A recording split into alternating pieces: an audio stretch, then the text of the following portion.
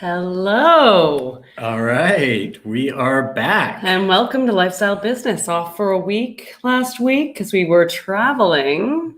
I'm Chris. Oh, no. I'm Chris. And I'm Ann. And today we're excited to usher in a new month from a new location and share with you our ever-evolving approach to working in a world of COVID.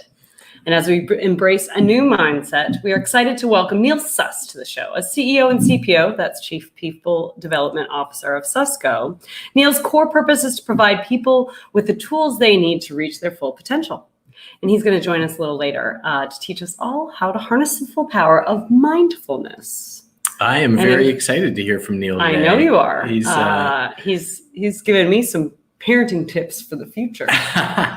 He's been somebody that has been a good friend, and I've been interested in his approach, the mindful approach, and especially with our 2-year-old daughter. And were you mindful that you just cut me off halfway through my last paragraph? Oh, yeah. But yes, carry on. I didn't. Usually we're pretty unscripted here, but anyway, yeah, we're excited to chat with Neel today. But first, here we are coming to you from Mexico. So we had a call this morning, and Carrie was in 38-degree weather and rainy, so we don't have too much to complain about. We have not much to complain about. No. We are in Todos Santos, and we got ourselves a little efficiency unit. Airbnb, and living the work remote digital nomad lifestyle right now. That's right, which has been great. And super fun. It is not that easy. We don't have childcare, so we basically are like we were hearing someone said, oh yeah, they're doing the handoff. So we're handoff, workout in the morning, handoff. So there's a lot of handing off of Harper. Right. But we're making it work. We're making it work. Yeah. Yeah. So every month, better than the last. We're hopeful that things continue to improve in the U.S. and across the world. Things look like they're sort of headed in the right direction. We're feeling cautiously optimistic. That every month better than the last has been my mantra, the Dr. Fauci thing. Yes, February, we're in Mexico, so I guess it's better than January. Yeah. January was dry. February isn't dry. It's not dry. Is that better? It's better. I don't know if that's maybe. better. I don't know if it's better. My sleep is not better. Yeah. For all of you who have been following my sleep chronicles, I have the Oura ring, which allows you to evaluate your sleep each night. So waking up throughout the night is no longer the only way you can measure that you didn't have a good night's sleep. You can also see the data that shows that when you wake up, it's not that great. And how's it working for you? It's working pretty well. It is definitely suggesting that a glass of wine or two does have a major impact on your sleep. Interestingly enough, your heart rate variability is not affected as much by tequila. Interesting. Well, I'm very interested in your new mindful approach to sleep. We'll see if Neel wants to weigh in on that. I also have been wanted to share that we have been dealing with a challenging week in our family. My uncle passed away to COVID 2 days ago, and it's just heartbreaking, and so many people have so many situations that they're going through with their families and parents and relatives and loved ones. And here his wife got the vaccine while he was in the hospital battling COVID. My parents got a vaccine a couple weeks ago. We're sort of right at the end of the tunnel here, and to lose his battle with COVID. But one of the things that I wanted to share today was his life's mantra was 3 things, and I'll share them and then share some thoughts. But stay close, keep moving, and don't wait. And stay close has always been something that we've said in our family since my dad passed away. That was his charge to us, to stay close as a family.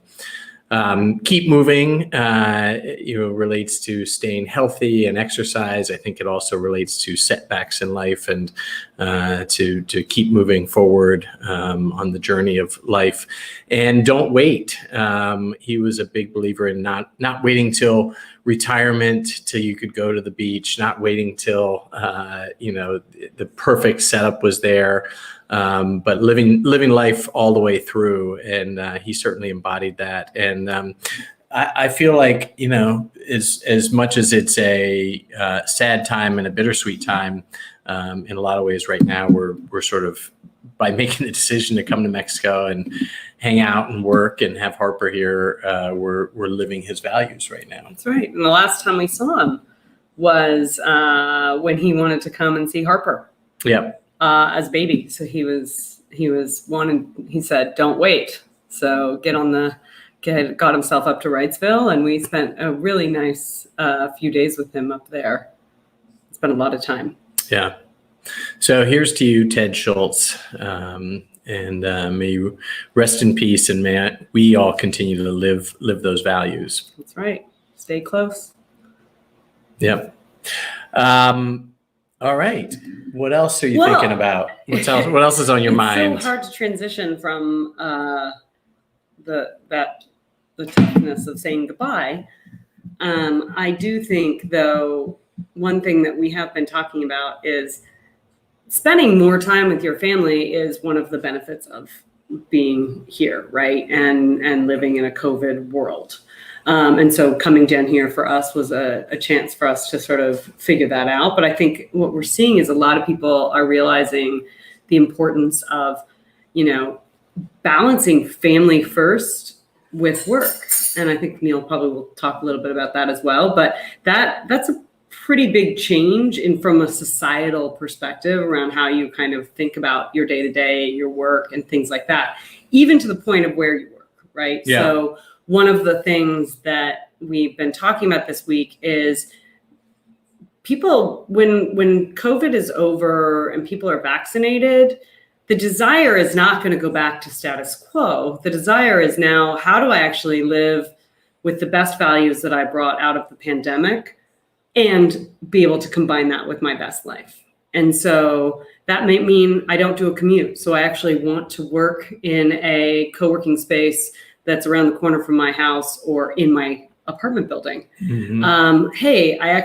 The thing I missed the most was building relationships with my community and spending time with them. And so being thoughtful about how we come back together and what those experiences look like. And I don't know, I think we've been both talking a lot about how the status quo isn't the same. And everyone will desire not just normalcy. I think people want to say it'll all go back to the same. It's not. People will desire a return to connection, a return to the freedom of movement, a return to my new normal state of what that is. And I think that's what's interesting, which is we all get to kind of write the rules of the manual for the workplace of the future. Whether that workplace happens to be in your house or in a condo or on a beach in a tent, but being able to figure out how to gather and how to do those things. I don't know. I think none of us are going to go back to the same old. Yeah. I mean, I think that there's been enough sort of displacement and time and trauma and shared experience going through all of this that we all are going to emerge changed, and it'll be interesting to see what does happen. And part of that trauma is losing people. Yeah. A lot of people we know have a common thread that they've lost someone that's close to them. And it's very rare in such a short period of time that something has impacted so many people. And I always get frustrated when people talk about the 1%, right? Oh, it's a 1% death rate. That's not even like the flu. We're talking about extreme numbers of people being affected. 1% of a massive number is still a massive number. Yeah. And being able to say things like 1% it's not that big a deal. You're like, well, you know what? 80% of my friends have had someone touched in some way, whether that's through a real loss, like your uncle, or just getting sick or being in the hospital and recovering. All of those things, our feeds are filled with it. It can't be seen as something that isn't going to be life-changing. From a societal perspective, we all are having a reckoning of what is important in life. We sure are. Well, now with that, and speaking of somebody what who is important is focused on Neel. what's important in life. Yeah, literally the favorite person I meet on the street during Mardi Gras, Neel Sus. He is a conscious tech leader that may sound like an oxymoron these days, but Neel Sus is bucking the system, serving as CEO and CPO of Susco, a business software development firm born in the aftermath of Hurricane Katrina. Susco is transforming mid-market enterprises in intuitive software and by contributing to the personal and professional development of their own growing workforce. That's right. Yeah. Culture starts at home. As a leader, Neel's mission is to help people learn how to embrace the present and as a result become anti-fragile entrepreneurs who build successful high-growth businesses along the way. Welcome, Neel, and great to see you. Hey, great to see you guys. This is exciting. This is the first time I've done something with this format. This is great. Oh, wow. Well, cool. This is fun. It's fun to see you, obviously through the power of technology. And I feel like a year ago, we were probably seeing each other in the streets of New Orleans around this time. Exactly. Yeah. how things change, you know? Yeah, exactly. So. Dang. Well, Neel, look who's watching. Ben. Hey, Ben. Ben's watching. Oh, nice. Yeah. Nice. Hey, Chris, I just want to give you my condolences on Uncle Ted. I lost my father-in-law last year to COVID, and I get the feeling those guys have gotten along really well. Sounds like they're both very life-affirming, loving gentlemen. So just want to let you know that. Thank you. And likewise, with your father-in-law, it's been a heck of a time for a lot of loss, and I don't know anybody who is not touched by this in some way, in some part of their family right now. So, we're everybody's eager for the grieving and the healing process to be moving forward. So, thank you. Okay. Yeah. Well, Neel, talk to us a little bit about you over the course of the years as we've known each other. You really have sort of focused a lot of energy around mindfulness and incorporated that personally into your work and into your leadership style and across your family through your children. Talk to us a little bit about this and what brought this to you. Yeah. So what brought this? Let's see. Oh, well, firstly, I do want to say I apologize for the NASCAR look, but this is all I wear nowadays. I'm like Ronald McDonald. I don't like thinking about what I wear, so that's why I wear a uniform every day. So, I throw that out there. And hey, we got plugs for Susco. Yeah, I know. That's what I'm saying. It's like it wasn't intentional. It's just up there. Get that website up there. No. So I was August of 2016. I'm 39 years old. I'm walking up the stairs. I'm in Satara, India, with my in-laws' house. My knees start hurting like immensely. I'm going upstairs so I can smoke my 20th cigarette of the day, and I'm 275 pounds. And I don't want to say my life flashed before my eyes, but it's kind of weird. My dad's life did, because I was sitting there and I'm like, oh my God, I'm almost 40. And I am nowhere near getting my life together. Like when I think about my dad, Chris, I know you have a great relationship with your father. When I think about my dad, when he was 40, he was like, everything was straight, right? Like he was crushing his career. He always, him and mom got along. Like he ate like a normal human being, and I'm looking at myself and staring at the barrel of 39. And I'm like, what's the point? I'm like working 60 hours a week. My wife's upset at me often. Justifiably, my kids aren't seeing me enough. A lot of my employees aren't happy, and I was like, man, something has to give. Something has to give. And so I remember I got on that plane to fly back to New Orleans from India, and that was actually kind of good because I had 40 hours without a cigarette, so that was a good plus. But I kind of did what I did when I first started my business. So I actually, I have an engineering background, not a business background. And so when I started my business, I got hardcore into all the reading and literature, right? Good to Great, 7 Habits, all How to Win Friends and Influence People.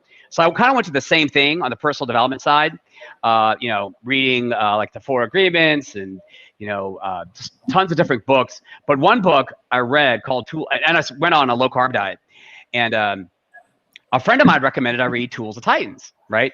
And so I read Tools of Titans. Now Tim Ferriss is great, but he's got some kind of interesting, crazy theories about life.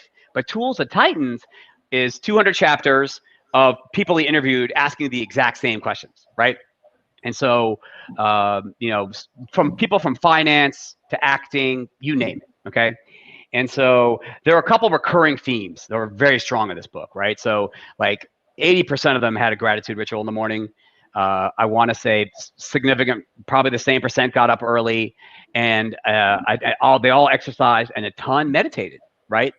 And so I dabbled in meditation before, but it never took. I actually dabbled in the more common variety called mindfulness. It was always very difficult for me. It's like focus on your breath, and all I do is focus on my cash flow, right? And so, it's like this is not working for me, right? And so I'm reading Tools of Titans, and there's a thing in there where Tim's like, hey, if mindfulness is too hard for you, I did this thing called transcendental meditation. It was way easier. It's only 20 minutes twice a day. Give that a shot, right? So flash forward a couple months, I made some good progress in my diet. I've put some barriers at work where I'm only working, 50-ish hours a week. And it's February of 2017. And I'm my wife and I get in a fight about the dishes, right? And we're both mad, and we kind of huff and puff and walk away. And I say to myself, I'm like, life's gotten a lot better. It's kind of ridiculous that this event is going to alter my and her mood for the next 24 hours. Like, this is ridiculous. This shouldn't be like this. And so I've signed up for a TM class, right? So I took it. It's 1 hour a day for 4 days. And now during COVID, it used to be 4 1-hour days in person. Now the first day's in person and the rest can be remote. And I remember and I'm glad you had to pay it. I'm glad it was 4 days, because I hated it on day 1 and 2.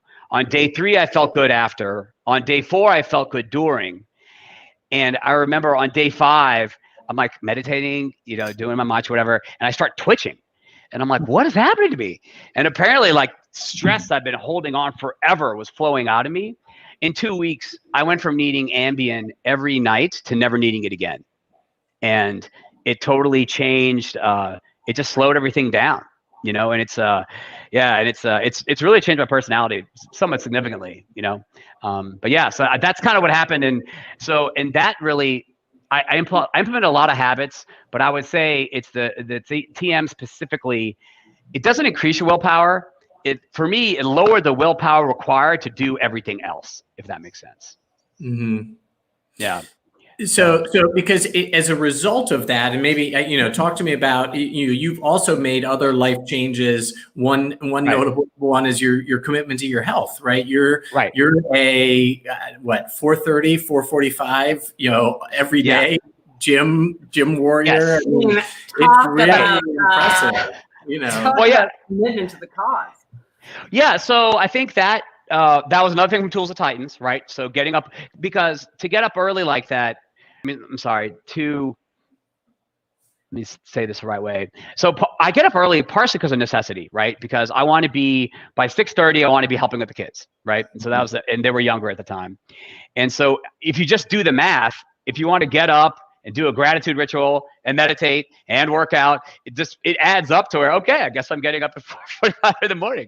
And I got to tell you, it's been great. I think that, I talked about it before, where, building that habit, creating that space for yourself, that quiet space, is so good, because you kind of, I don't know about you guys, but I still wake up with some negativity, right? And, kind of thoughts of the last day, whatever. But if you get up at 4:45, guess what? By 8, 9, like you've had your mental wrestling with yourself. Like, you're good to go, but it's been very powerful, getting up, posting the watch picture helps. People asked me why I did that. And I said, I really did it for accountability. It's the same reason you see people, Weight Watchers, back in the day, they had clubs, right?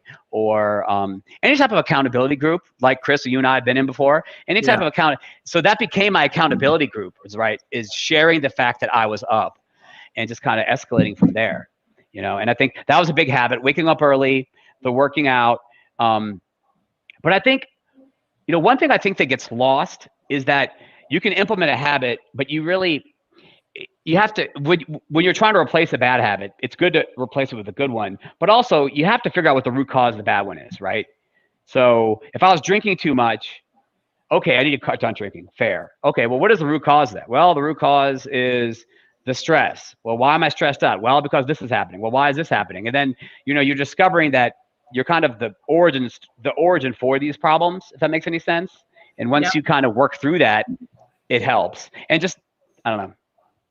Sorry, I'm kind of rambling, but no, it's great. Let me ask a question around TM specifically. Okay. Is this something then you go to the 4-day class, you get your first sort of, and then it's a regular two times a day practice. Do you have a group that you're checking in with, or is this now you're off to the races and this is just now your solo practice, or are you doing more organized groups or reading, or is it just? Yeah, no. So it's totally on. I mean, there's, I guess, yes, and basically I do it on my own twice a day, but they make it available to you. Like, you can go to group sessions, which is really cool. It doesn't make any sense, but when you have 20 people silent in a room, there's a very different energy than you silent in a room alone. Like, it blows my mind how quickly you go deep. But I do that maybe once a quarter or something. I mean, but pretty much it's all on my own.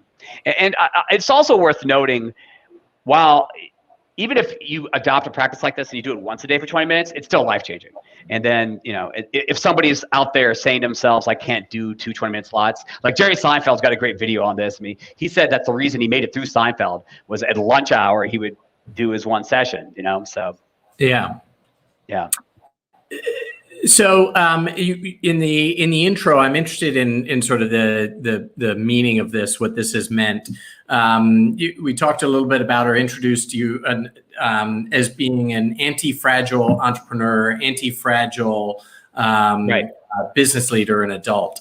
Tell us more about what that means to you. I want to sort of understand and explore that a little bit. We need some tips. Okay, sure. So, and I'm glad you brought this up, right? Because whether it's, keto, getting up early, meditation, etc., all these things I think only work if you first kind of work on your belief systems, because this is going to lead to anti-fragility, right? So, for example, the beliefs that we have beliefs about ourselves and about the way the world works, right? And your beliefs aren't provable or unprovable. So it's like, do we live in a friendly universe, right? Is there a point to all this? Does everything happen for a reason or not? And then some beliefs are about ourselves. So for example, something that parents instill in you accidentally is good kids get straight A's, and if don't get straight A's, you're not a good kid, right? Or maybe like me, when you were 10 years old, you moved to a new city and you have a birthday party at McDonald's and nobody shows up because you're new. You think, oh, maybe I'm not a friendly person or I'm not popular, right? And so these limiting beliefs get installed. And whenever we get input from the outside world, we take that event that happens, right? Let's say somebody cuts you off on the road or snubs your text. You take that event, apply your belief, and then you have a story, right? So it's like, oh, the reason he snubbed me on text is because I'm not friendly, or the reason this guy cut me off is we live in an evil universe, right? Yeah. So what does this have to do with anti-fragility? So I've chosen, and it's taken years, to really get rid of my limiting beliefs and kind of install empowering ones, right? And so for me, I firmly believe that there are no limits to my growth. Happiness comes from within. I don't get stressed, I get excited. My life is full of love, and that whatever happens is there to support my hero's journey, right? And so anything that happens to me, good or bad, and the cool thing is, once you have these empowering beliefs, you can retroactively go rewrite your own narrative, right? So I get to rewrite the narrative of that McDonald's party and say, well, no, that happened to teach you humility. So someday when you're on lifestyle business, you can talk to people about how people can change and you become sociable regardless of McDonald's history, right? And so I think that's how you get anti-fragility, is the fact that you can take these events and you can determine how you internalize them. And once you do that, you control your emotional state, right? And so, oh my God, I love that. It's like you basically create, which is what we talk about all the time, right? Like, it is, your experience in your journey is so much more valuable than Right. your resume. And Right. at the end of the day, what you're saying is all of those moments along the path, and there are, ones that feel victorious, and then there are ones that just feel awful. But all of those moments are what creates that package that then allows you to have the experience to then be able to do whatever that is as you present in the world, right? And so often we look at those knocks and those moments. My moment was when I took the book, The Rise and Fall of Adolf Hitler, out at the library. Right. And the librarian, and I was fascinated by it because it was he's a terrible, terrible man, but it was a very interesting book about how culture, like it was far more advanced than I was in grade 4. Okay. Right. And I took this book out and I read it, and I didn't get it back on time. And she read out the books and she said, who would ever take out this Rise and Fall of Adolf Hitler? They shouldn't be reading about it. And I was so mortified that I hid that book in my room.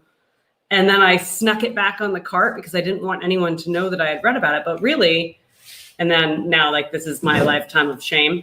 But realistically, I should have been celebrating the fact that I was interested in learning about what made this man evil.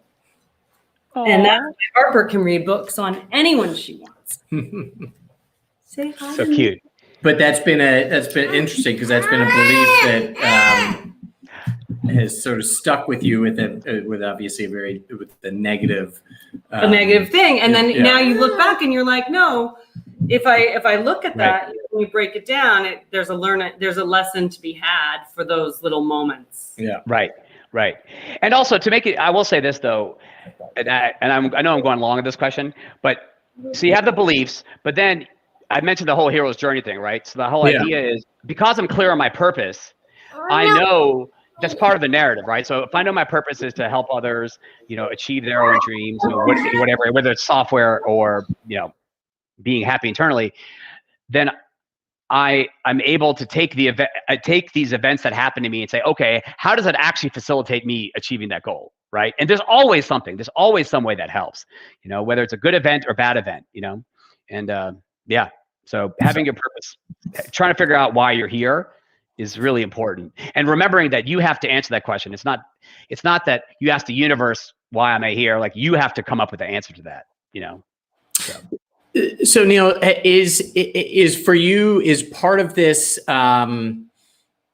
sort of an inclination, an inspiration for you to sort of pay it forward in a sense? I know that you're very intentional with your kids. I know that you're very intentional as a leader to share, these practices, these habits, these, the spirituality to sense that you have through this.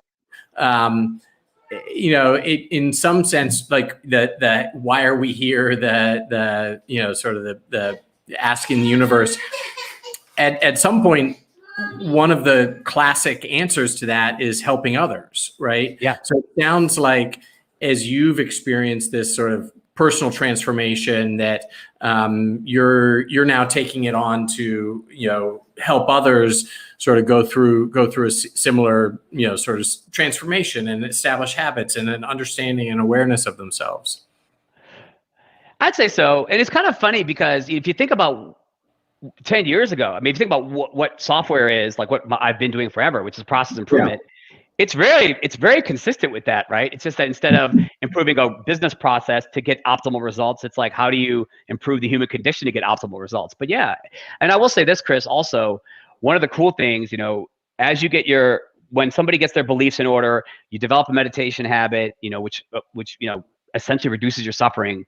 What's really fascinating is as your suffering kind of goes away and you can experience negative events, have the pain, cope, move on, and be happy 90% of the time, what's been very interesting is you start actually feeling the suffering of the world more.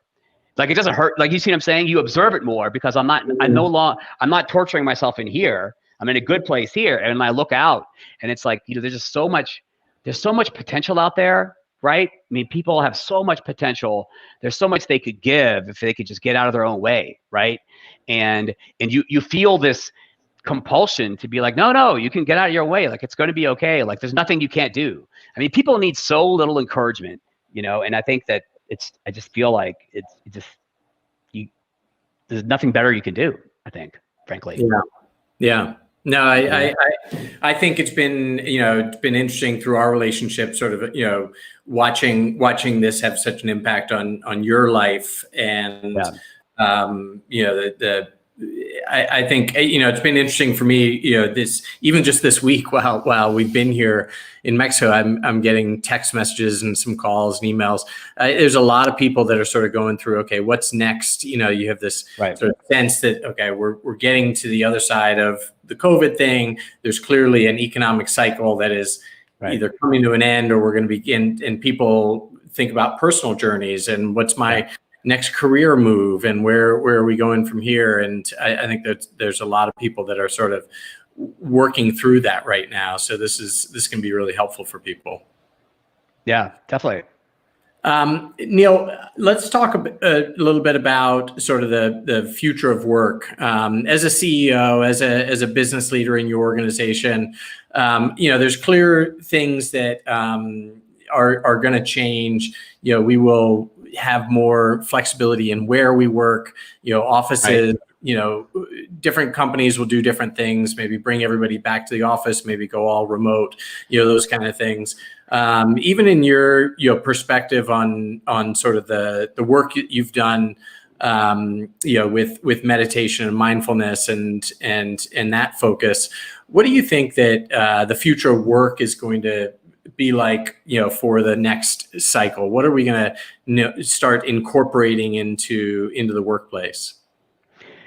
Right. So obviously I'm going to speak for tech. I don't know if I can intelligently speak for other sectors, but I would say obviously remote is going to be very heavy. I think the other thing is and I could be biased, and it could be wishful thinking, but I feel like there's a rise of the conscious capitalist. And what I mean to say by that is that out of necessity, even actually, because I think because we're remote, how do you maintain a culture, right? You can no longer have a culture by accident.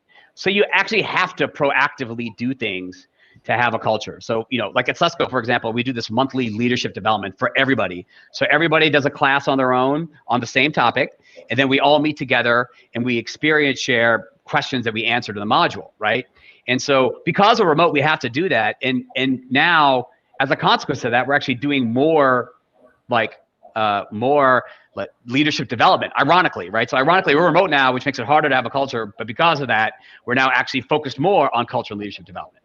Mm-hmm. So I think, and the reason I think that's, so you have to do something to maintain culture. That's one. The other thing is that the reality is all employers are going to be able to, snag people from everywhere, right?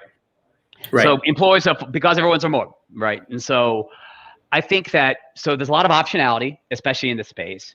And I think that people need to feel that they're not just getting a paycheck for producing work, that there's that in the long term, both parties are benefiting. You know what I mean? So for example, like if somebody works at Susco, I want to know that they have a passion for whatever, let's say real estate. Because let's say I know they want to get into real estate. This actually happened. We did an employee development plan for one of our people. And one of his personal goals was to get into real estate and understand accounting. And so when there was a project that had an accounting module, we put him on it because it didn't cost us anything to do that. And it helped his secondary goal, right? And so, and frankly, that does feel good, but it also makes the employer stickier, right? Just the fact that we care about, you as a whole 360-degree human being, and we want to at least be aware of these things so we can help facilitate your growth. Because ultimately, if the only thing you're giving an employee is their direct career growth, I mean, some percent of employees will logically be with you for a very long time. But I think you can increase that percentage if you're growing their career as well as facilitating their other goals.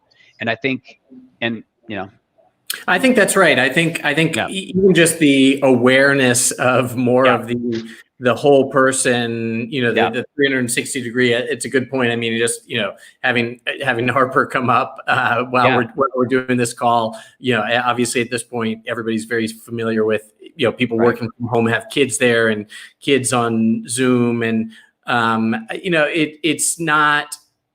Work is not, the separation is not, okay, you go to your workplace, you have your work Right. life, you come home, you have your home life. There's more of an integration between the two. And if you can really sort of inspire and create a fulfilling path for somebody within the workplace, but also Right. understand what their pursuits are outside of the workplace, and help support that as well, that is beneficial as an employer. Yeah, because I mean, bean bags and high-end coffees just only go so far, right? Right. I think that what I'm saying, like that's just not real. But this is the real stuff, and I think that people are going to demand it. That's exactly right. I mean, that's what Anne has sort of been. Her mantra around culture is not, it's not just the Googleification of the workplace. Right. Having pinball machines or foosball tables or that kind of thing. It's really alignment around a culture and a goal. So well, good, Neel. It's so good to see you. We're gonna let you go. But quick, any where can people follow you or find you? I don't know what your preferred social media or channels are for following you, because I've certainly found it very inspirational to follow you. I do see that Apple Watch at 4:45 on Instagram, and it kicks me out of bed to go do my run. So I always appreciate it. That's great, man. Yeah. So there's some content on the Susco website, but I would say there's a lot of content on Medium. Neel Sus. I am the only NEELSUS on the planet. Same thing on Twitter. There's some stuff on Twitter too. But I would say Twitter, Medium, and I'm pretty liberal with my Facebook friends too. So I'll just click accept. So okay. But yeah, awesome. Man. Well, it's good seeing you, Chris. Good to see you too. We will hopefully reconnect in New Orleans sometime soon. All right, man. Take care. Give my love to Harper and the rest of them. Yep. All right. We'll do. Okay, bye. All right. Well, we are coming to the end of an episode. I am here without my co-host, Anne. We do have a couple member magics today. Audience Town in Newark was recently quoted in Street Insider as experiencing 300% revenue growth in 2020. Wow, go Audience Town. Audience Town is an advertising platform built for real estate. And Ari Rabin, CEO of Phone.com, was recently quoted as one of the 40 leaders from across the state of New Jersey who expressed their support for New Jersey Economic Recovery Act of 2020. So awesome to have Ari in the space in Newark as well. Ben Reese, good to see you. Rebecca Conwell, so many others. Thanks for watching. We will be back with another episode next week. John Bailey, a fellow at the Chan Zuckerberg Initiative and advisor to the Walton Family Foundation, will be joining us. And we're going to talk about opportunity zones. We're going to talk about some of the work that he's done, writing a white paper on COVID outcomes during this time. And we'll be excited to have John on board next week. So long for now. On behalf of my co-host, Anne, and our daughter, Harper, we will see you guys in a week. Take care.